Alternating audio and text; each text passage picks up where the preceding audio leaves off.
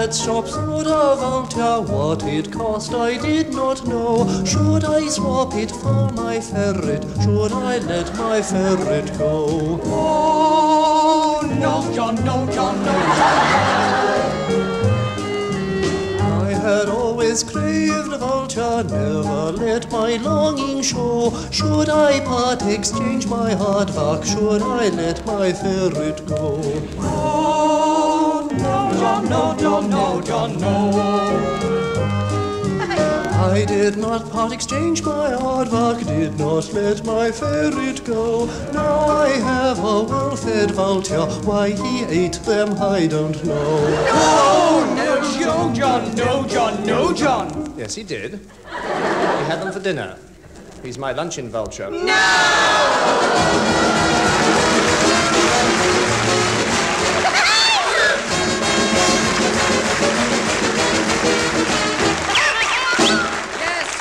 The rumbustious razzmatazz of the Angus Prune Tune brings burbling to the microphone the friends of I.T. Briddock. Tim, by a babbling Brooke-Taylor. John, Cleese, release me. David, down the hatch. Joe, Kendall bedspread. And Bill, Oddie. Now, pray silence for John Otto Cleese. Oh, no! I'm sorry, I'll read that again. Hooray!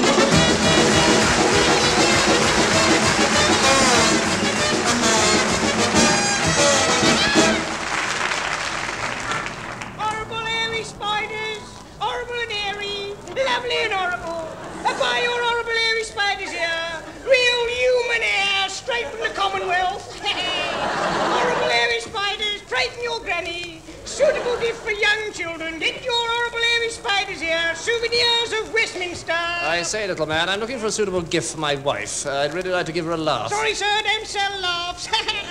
What do you sell? Frighteningly, terrifyingly horrible airy spiders, sir. What, those sweet little cuddly things? Sweet little cuddly, frighteningly horrible, terrifying, horrible airy spiders, sir. Guaranteed terrifying, sir. Guaranteed to terrify within 6 months. These would frighten a chartered accountant. No, they wouldn't. I'm a chartered accountant. No. Guaranteed unbreakable. Are they? Guaranteed nearly unbreakable. Look, the hair comes off. Comes off this one, too. Comes off all of them. Look at them. They're no good. They're no good without hair, you know. No good at all. I'm afraid you've had it. Good day, sir. Oh. Horrible ball spiders. Quick supplied as optional extras.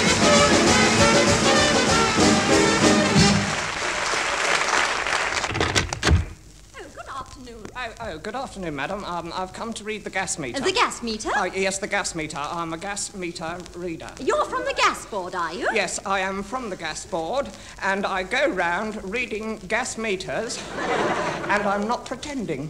But we haven't got gas. Oh, in that case, I've come about the drains. The drains? Yes, I've come to read the drains. That's it, yes. But there's nothing wrong with the drains. I know, but I've just come to read them, and you've got to let me in because I'm from the, drain board. I've never heard of the drain board. Oh, you haven't? Oh, that is because it is very secret. It is a top secret known only to the highest in the land.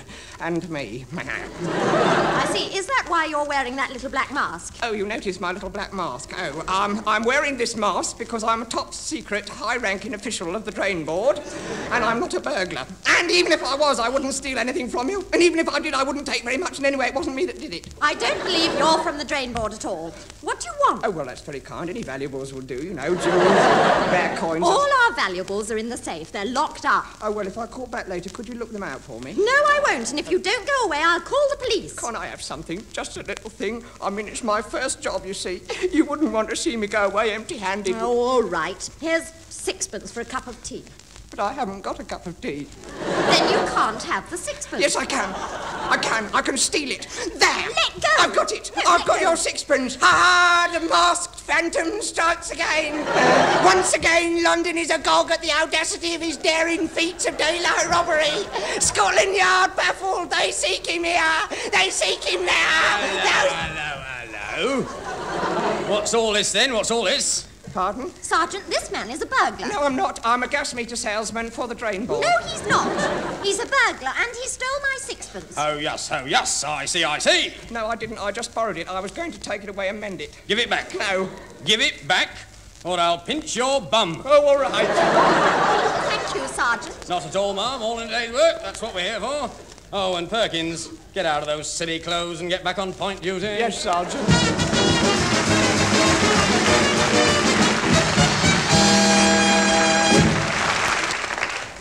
Here is some late cricket news.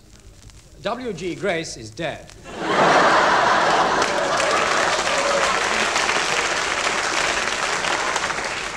And now, Bill Oddie entertains. Hey, come on! Right, little cockney song, cockney. I'm all about fella. What started French cooking? You got that French cooking. Song about French cooking. Hey, oh, and toi. Oh, I've an Uncle Fred. He ran a transport cafe with Yorkshire fudge all covered his spuds. He kept the fellas happy. Then he bought a cookery book. It was written all in Francais. And from that day, old French cafe has been getting very fancy. Oh, garçon, quickly as you can. Fetch my pickled onions and watch your coq au vin. Oh, rhubarb tarties a la carte and bring me my fromage. Oh, garçon, there's a mouche in my potage. Have an avocado. Merci. Hey. Yeah, waiter, I'll have a pint of Beaujolais. Certainly, sir. Yeah, this is no good. It's got no froth on it. You can keep your apples and pears. You can keep your peas and collies. You can take your leeks and bubbles and squeaks and stuff them up your olives. You can keep your jelly deals. Gonna want you all to know that I'm all right on a Saturday night with a little bit of escargot. Garçon, venez s'il vous plaît. Gives a plate of winkles to make 'em fricassee. A bowl of font is what I want with a glass of lemon juice. Oh, garçon, there's an antler in my mousse. Oh.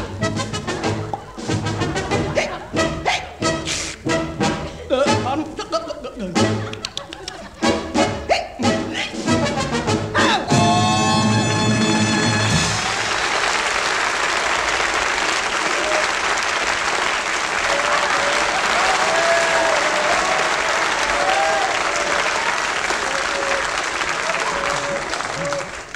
We often have children in our audience, or at least the ladies do.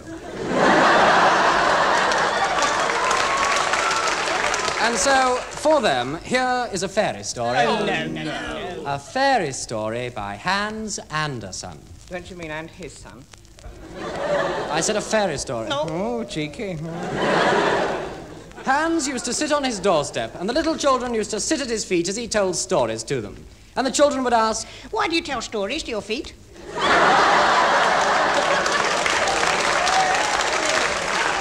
Then two little girls would climb onto Hans' knees. Onto what? Oh, no. Hans' knees. And bumps a day. Thank you. Yeah.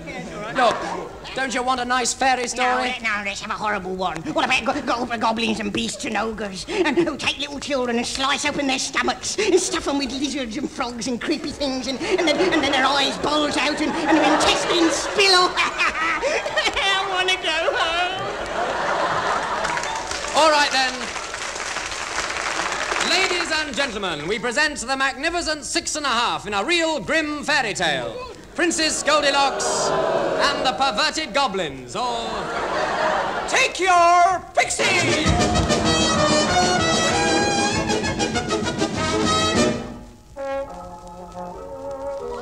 Once upon a time, in the land of Never Never and far beyond, just outside Buxton, lived an old king. He was so old, his beard was as white as driven snow. And if you've ever driven snow, you'll know how white that is. In fact, he was so old, he could remember the first time that joke was cracked. Anyway, he had two sons. One very small and ugly, Tom Littlefinger, called after the littlest limb. And the other very tall and handsome, Prince Valiant, called after 9 o'clock to see how his father was. Ah, son, it's good to see you. But I think I'm going. It's all right, I'll wait until you come back. No, I'm sure my life is being taken away from me. I must know which one of you will succeed. Well, I put the tarantulas in your bedpan and Tom fixed the hacksaw in your electric toaster. But electricity hasn't been invented. The perfect crime. Oh, well, I must decide who's to be king. Tom is very small. 12 inches. He'd make a good ruler. Yes. But he's also very ugly and won't appeal to the ladies. No, someone must carry on the royal strain. And believe me, at my age it is a strain. Valiant? Yes, Father. I know you're very young, but you must take a wife. But what for? You're not that young. You must have children. I can't bear children. No, that's what the wife's for.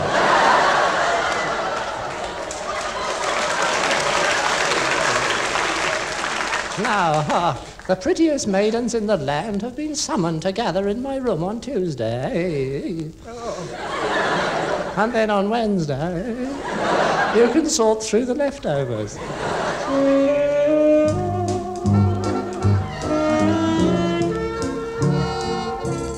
And so all the prettiest maidens in the land were presented before Prince Valiant. Gentlemen, I give you the Princess of China. She's gone to pot.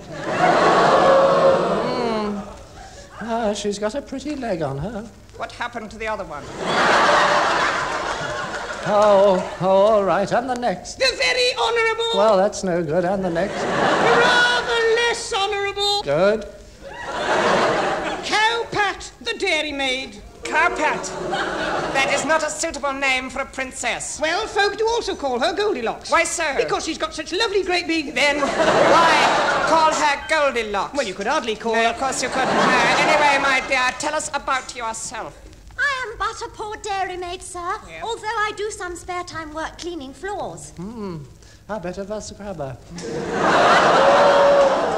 Oh, my lord, look deep into my eyes. Now, what do you see? Oh, so beautiful. Two little reflections of me.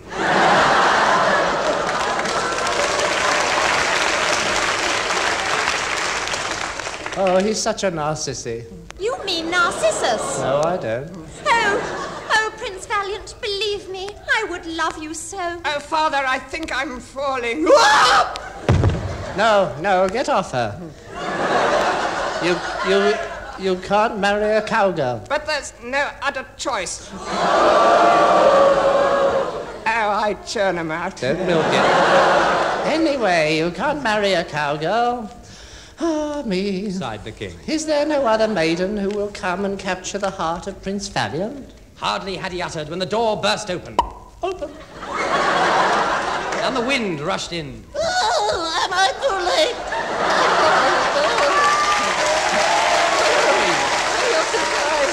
So noisy. The Baroness of Blackpool. Ah, the last resort.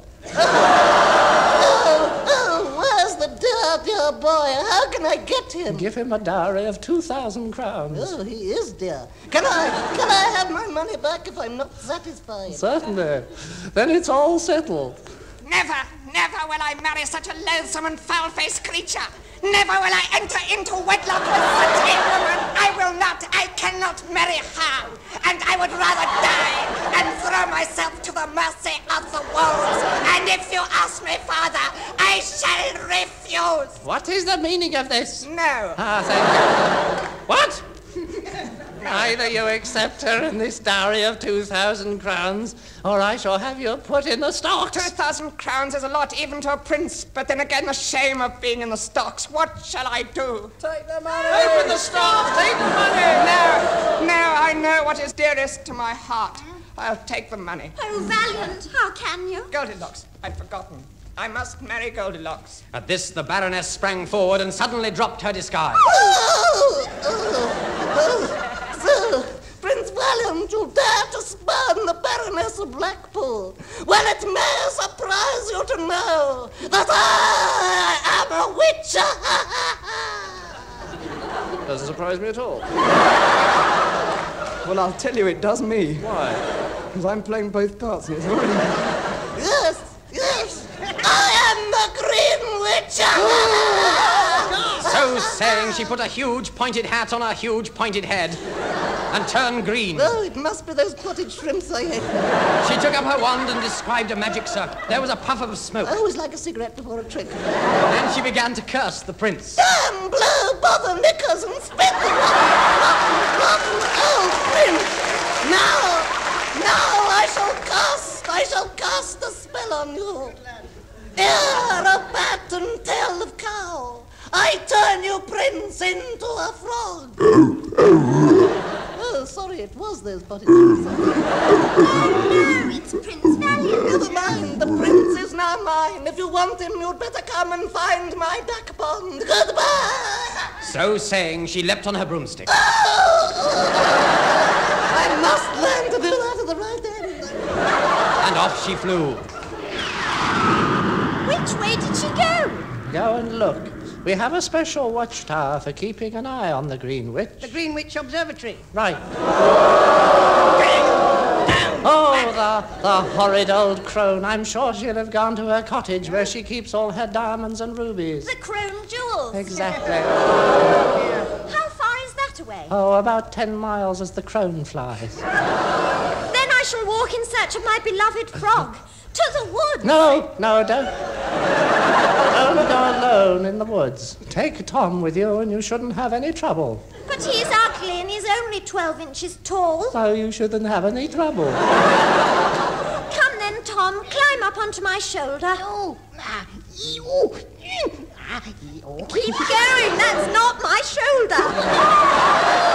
Right then, to the woods. To the woods! Wait. If you must go, take this grotesquely carved wooden candlestick which your grandmother gave me. Is it magic? No, but I've been trying to get rid of it for years.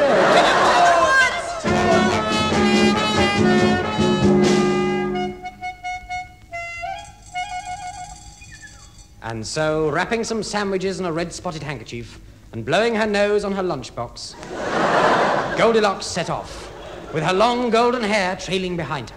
Wait for me. But soon Goldilocks found her feet were tired, and Tom Littlefinger, who was only 12 inches tall, found his foot was tired too. So they sat on a bank to think. Have you noticed we are now in a part of the forest where the flowers have changed from white to gold and where the butterflies' wings are decked with silver and the trees are twice as tall as the highest mountain? Yes. What does it mean? We're lost. No. Look, Tom. Look, over there. A small sheep cutting wood. Ah, lamb chop. I shall speak to him. Tell us, Sir Sheep, I am sorry to disturb you when you are wood cutting. Goldilocks and I are searching for the Prince Valiant who was turned into a frog by the Green Witch. We are looking for her cottage, but we do not know where it is. By the way, what's your name? Venus, you may ride on my back. Very kind, Venus.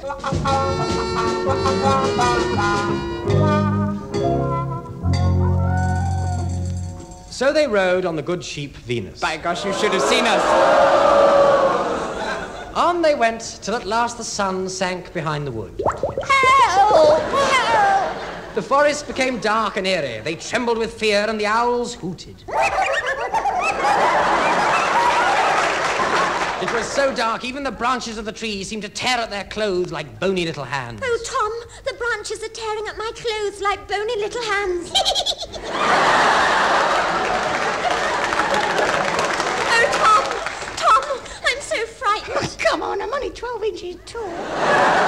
But suddenly a moonbeam fought its way through the treetops.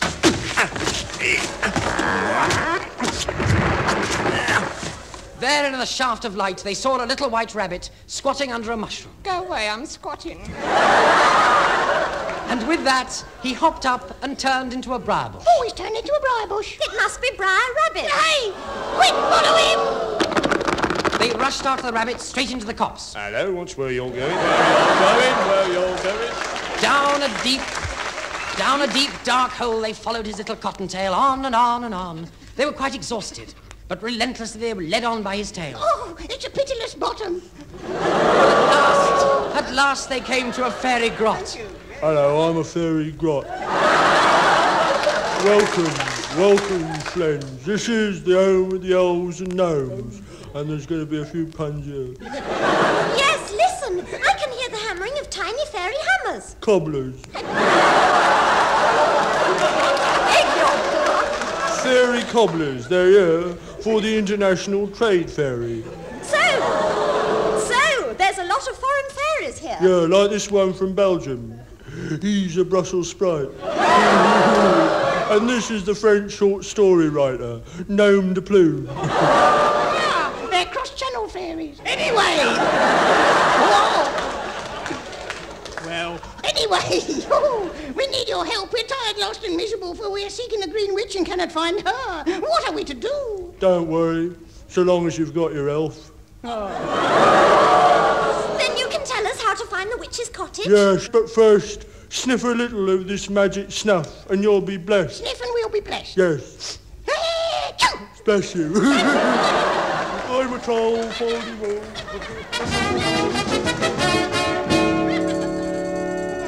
So Tom took Goldilocks' hand and led her up the garden path. As they approached the little house, little Goldilocks put on a brave face, which she always kept in her handbag. Opening the door, she found herself in a sinister little bedroom, and her blood ran cold. For there in the bed was a horrid, ugly creature wearing a pink nightcap. Oh, my! What a big nose you've got. No need to be personal. I thought there was a wolf in your bed. I should be so lucky. But now you are in my power, and I shall turn you all into little fishes. How can you do such a thing? I'm not sure yet. I'll have to look it up in my book. Wait, do you mean to say that you can turn anyone into anything? Yes, I can. I bet you can't turn yourself into a tiny, helpless little mouse. Yes, bet you can't. All right, we'll see. Right. With that, the Green Witch went quite purple, and she began to tremble and wave her wand over herself.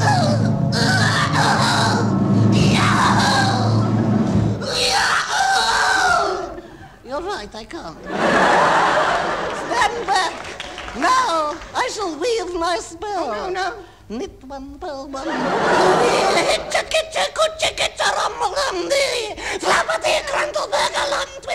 You can't mean that. No, I've forgotten my lines. Aha! Curse, curse, curse! Turn you into... Wait, Green Witch, I must know. What? Did you come from a broken home? How did you know? It's written all over your face. I come from a broken... Oh, you poor little girl. Oh. I suppose you were weak and sickly at school. It's true. I knew it. And the other girls ribbed you, didn't they? Rib, they went. Yes, rib. And you became a witch. Oh, it's so familiar. Oh, dear, how well you know me. Yes, and all this turning people into animals. It's just a tragic demonstration of a suppressed ego-somatic neuralgic schizophrenia, isn't it? Is it? Of course it is. Of course it is. Yes, of course. It's so sad. All you need is a little love. I do. A little love.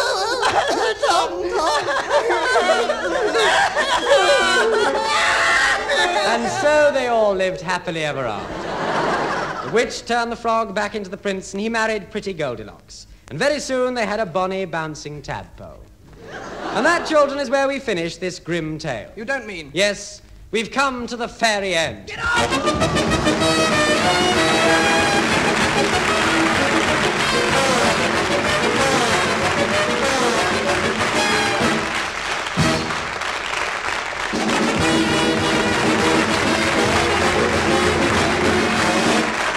Well, what do you know? It's the end of the show in my John Cleese voice.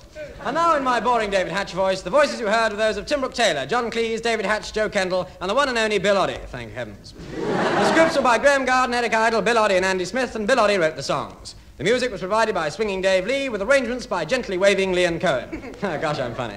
And the whole show was produced by by Humphrey Barclay. He's going cheap. He thinks he's a bird. Well, where was it? Oh, yes. So that's it until the swinging baboon time next week, when witty John Cleese will tell you... Oh, no, it's the Wonder Show in my David Hatch voice. You don't!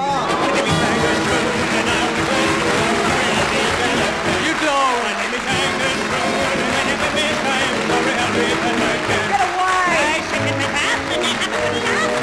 Thank you.